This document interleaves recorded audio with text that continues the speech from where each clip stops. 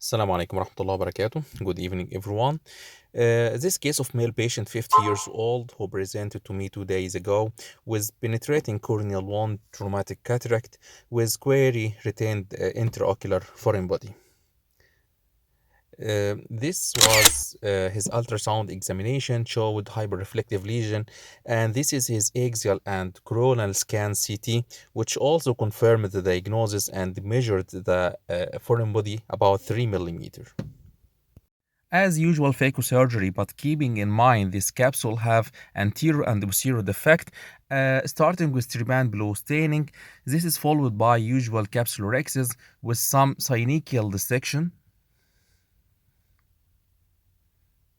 as we see. Actually, I plan to enlarge this capsulorhexis slightly little bit than usual using a spiral technique capsulorhexis, keeping in plan to extract the foreign body throughout this anterior and posterior capsular defect instead of opening a new or separate sclerotomy to extract the foreign body.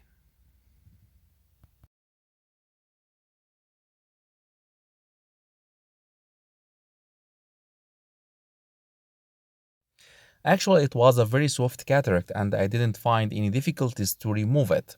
The only point was just to keep my eyes over the posterior capsular defect that already had present, just to avoid exertion of any traction over the vitreous while aspirating any nucleus or cortical material.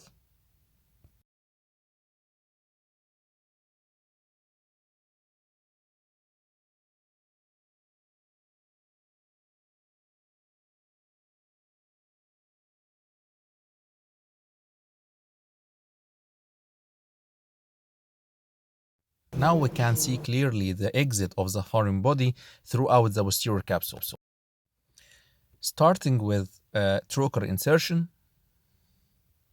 then curve vitrectomy, I can see now the foreign body impacted inside the retina.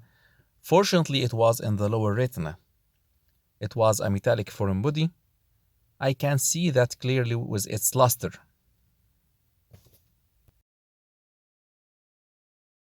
While shaving around the foreign body, all of a sudden it dislodged and reached around the lower arcade.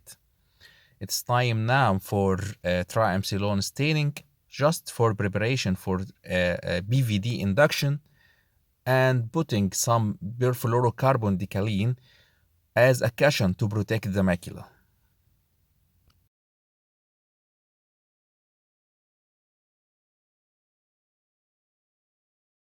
Induction of posterior vitreous detachment over the disc, then keeping the vacuum high, pulling over the vitreous, formation of tidal wave as we can see now, successful BVD formed. Now it is the time of cutting. Putting PFCL bubble over the disc and the macula, this gave me a protection from any hazards that can be happened from this very sharp metallic foreign body that can injure any crucial structure like the disc or the macula or any arcades. Now we are ready for the critical step to remove the foreign body itself, catching it very gently over the disc as it was a very sharp as we see. Then by hand shaking technique, hand to hand, forceps to forceps, I just introduce it throughout the posterior capsular defect, catching it with my left hand with the second forceps. Then extracting it outside the eye. Although it was not so large, but it was a very sharp. At that time, I imagined that I have finished and took a deep breath, telling my assistant, please prepare next case. But actually, I was wrong. There is still some work to do in this case. I found about 4 or 5 peripheral breaks. I think these breaks forming during the penetration of the foreign body throughout the vitreous base, pulling it more and more, forming these breaks. Retinopexy of these breaks formed. Then implanting the 3 pieces IOL rotating it to its correct position, then doing an optic capture.